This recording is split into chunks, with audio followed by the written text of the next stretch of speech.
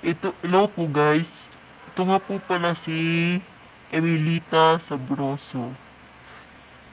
Siya po ay meron po siyang dip- may traumatic injury sa buhay niya.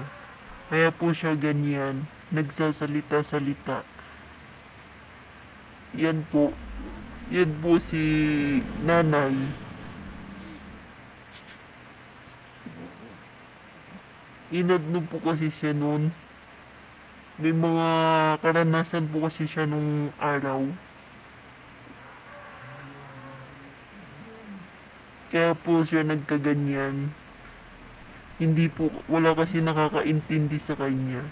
Alam mo na, Filipino toxics. Yan guys, matino naman po siya.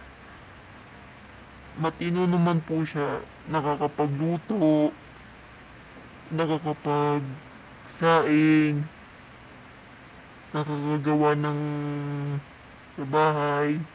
Yan po. Ang hindi lang po makontrol sa kanya ang pangangaway. Yan lang po. Yan po siya. At yung kanyang pag-iisa at yung pagiging mapang-isip niya kung ano-ano iniisip niya. Tapos ito namang mga tao walang kwenta, hindi nakakaintindi, sila pa yung baliw sa mas baliw. Yung sino pa yung mga high blood tapos mabilis magalit, sila pa yung baliw. Yan po siya guys.